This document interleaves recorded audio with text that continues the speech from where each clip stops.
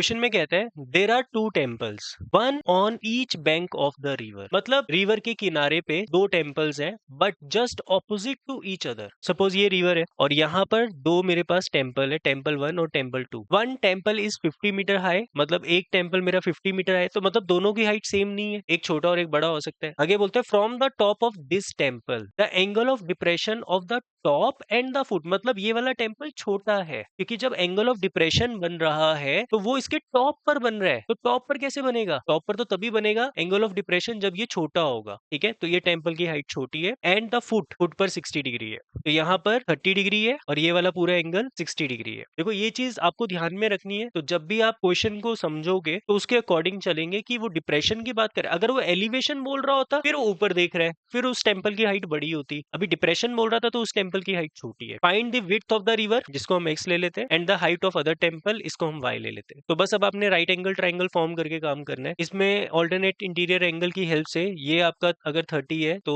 ये वाला एंगल भी 30 हो जाएगा, और ये 60 है तो ये भी कितना हो जाएगा 60 ऑल्टरनेट इंटीरियर से। इसको नाम दे देते हैं A B C D and E. एक ट्राइंगल आपका ये वाला यूज होगा 30 डिग्री वाला, और एक ट्राइंगल आपका ये वाला यूज होगा 60 डिग्री वाला। ये दो ट्राइंगल यूज करके आंसर आ जाएगा। इन ट्राइंगल ए सी ई हम यहाँ पे यूज करेंगे tan 30 which is equal to P by B. P आपके पास ए सी है और बी आपके पास सीई है। tan 30 हमारा 1/√3 होता है। ए सी नहीं पता हमें, है ना। अच्छा, तो इसको y नहीं लेना, आपका ए सी वाई है, तो y बाय एक्स, तो x की वैल्यू निकल जाएगी √3y। ये आपकी एक इक्वेशन आ गई, इसको यहीं छोड़ देंगे। Okay? उसके बाद नेक्स्ट इक्वेशन के लिए in triangle A B D tan 60 degree इसके इक्वल होगा परपेंडिकुलर बाय बेस, मतलब एंगल के सामने वाला perpendicular A B and base आपका बी डी। तो ए बी पूरी 50 थी, टेम्पल की हाइट 50, बी डी आपके पास कितना है x, और tan 60 कितना होता है √3, तो x की वैल्यू आ जाएगी 50/√3। ठीक है, अब x की वैल्यू को पुट करके y की वैल्यू भी निकाल लेंगे। भी मुझे वैसे गैप चाहिए तो रैशनलाइज कर देते हैं इसको,